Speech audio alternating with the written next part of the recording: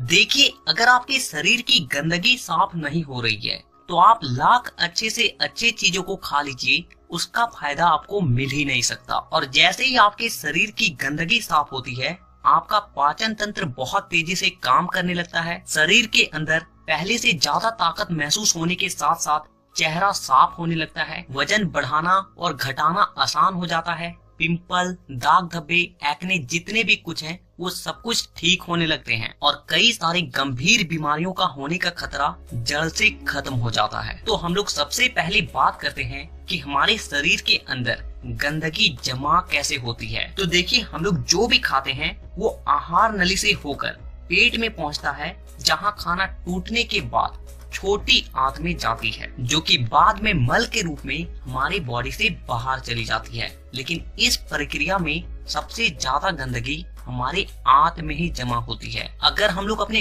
आंत को जूम कर कर देखें तो वो कुछ इस तरह का दिखाई देता है, जिसमें उंगली की तरह दिखने वाली छोटी छोटी उभार होती है, जो कि एक फिल्टर की तरह काम करती है, क्योंकि इन उभार के अंदर नसें होती है जो कि हमारे शरीर के अलग अलग हिस्सों से जुड़ी होती है और इसी नस के जरिए खाने में मौजूद पोषक तत्वों को खींचकर खून में और हमारे शरीर के अलग अलग हिस्सों तक पहुंचाया जाता है। लेकिन जब हम लोग जाने अनजाने में गलत तरीके के खाने का इस्तेमाल करते हैं तो वो हमारे आंतों में चिपकने लगती है और धीरे धीरे दीवार पर एक मोटी परत बनाकर जमा हो जाती है, जिससे कि जब हमारी आंतें खाने में मौजूद पोषक तत्वों को खींचती है तो उसके साथ साथ गंदगी भी हमारे खून में मिल जाती है और फिर शरीर के अलग अलग हिस्सों में जाकर ये गंदगी जमा हो जाती है। जब ये गंदगी खून के जरिए हमारे लीवर तक पहुंचती है तो फैटी लीवर और जॉन्डिस जैसी बीमारियां होती है। जब ये किडनी में जमा होती है तो किडनी स्टोन और फेफड़े में जमा होने से अस्थमा, और जब खून के जरिए दिल तक पहुंचती है